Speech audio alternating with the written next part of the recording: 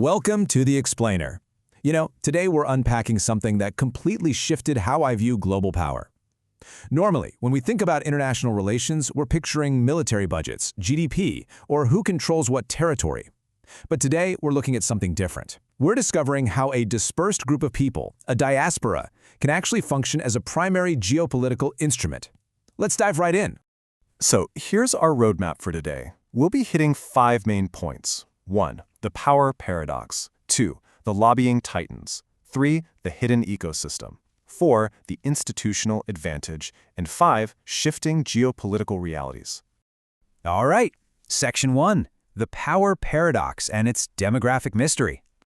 Take a look at this staggering contrast. Official U.S. Census Bureau figures put the number of people identifying as Armenian at around 483,000. But if you look at the unofficial estimates utilized by researchers and community leaders, that number skyrockets up to 2 million. 2 million! That is a massive discrepancy, right? It really just shows us a community that is seamlessly integrated into American society, yet manages to maintain a deeply distinct, potent ethnic identity that completely eludes traditional counting. To really grasp how they pull this off, we have to talk about what academics call a complementary policy. Think of it this way. Instead of relying solely on traditional brick-and-mortar embassies, the Republic of Armenia actually uses its diaspora as a highly effective secondary diplomatic corps. The state and its transnational residents work in this deep synergy to advance their interests within host governments, like the U.S. They leverage their presence inside domestic political structures to achieve very specific goals. So what is this policy actually trying to achieve? Well, it targets 3 main pillars of soft power. First up is the international recognition and condemnation of the Armenian genocide, which is a pursuit of both historical justice and modern political leverage. Second is the settlement of the Nagorno-Karabakh, or Artsakh, conflict. And third, securing vital external aid, investment, and development programs to help overcome the various economic challenges currently facing the Republic of Armenia.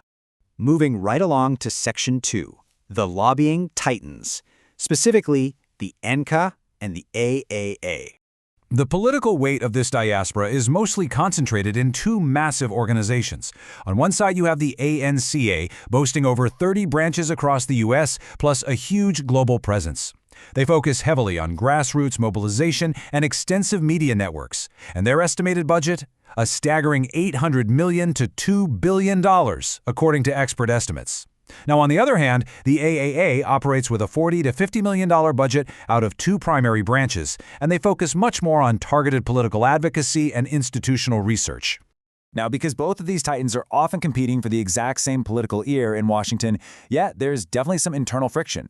They operate with different tactics, which can sometimes fragment their own influence, but their combined impact is just undeniable. Together, they secure a formidable 54-member Armenian caucus in the U.S. Congress. That is a massive block of influence, ensuring their interests are basically a permanent fixture on the congressional agenda.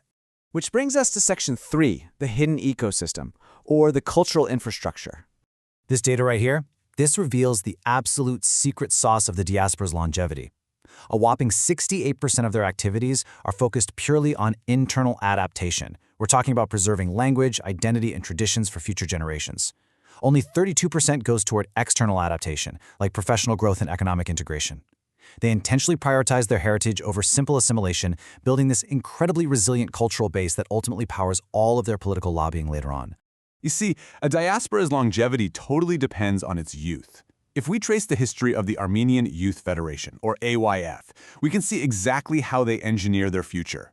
Founded in 1933 in Boston on this philosophy of national self-reliance, the organization expanded massively from 1945 to 1988. Into scout corps and sports communities, today, this whole structure serves as a vital professional pipeline. So when you see a young, highly skilled Armenian-American lawyer testifying before a congressional committee, you are often looking at the end product of an ideological training ground that literally began in an AYF scout troop. But hey, it's not just youth programs. They invest heavily, and I mean heavily, in higher education to provide rigorous intellectual backing for their political claims. Through dedicated institutes like the Zorian Institute, university-endowed chairs at elite schools like Harvard and UCLA, and specialized think tanks, they create a constant pipeline of innovative ideas. These aren't just academic clubs either. They produce the expert evaluations and strategic frameworks that directly shape how the U.S. government actually perceives complex regional conflicts. And when you supercharge all of that institutional power with the internet, you get what's called a cyber diaspora. Aggregators like the Armenian News Network capture basically every online mention of Armenia, allowing for this incredibly rapid, real-time flow of information. It's actually wild to think about. A political development can happen in Yerevan, and it triggers a fully mobilized response in Los Angeles within seconds. It untethers their influence entirely from geography, creating a synchronized, global identity that is capable of immediate action. Let's pivot to Section 4, the institutional advantage, structure versus size. To truly understand why this specific setup is so effective, we just have to contrast it with the Russian model. The diaspora in Russia actually has a larger numerical population, but it's totally fragmented, lacks national coordination, and is largely inactive. Compare that to the highly institutionalized American model, which functions with a complex, multifaceted network of programs and events that connect both domestically and abroad. The big takeaway here, when it comes to transnational influence, institutional organization completely trumps demographic size every single time. Finally, we arrive at Section 5, Shifting Geopolitical Realities and Post-2008 Challenges. Now, despite all these immense strengths we just talked about, the community faces a growing danger of political marginalization.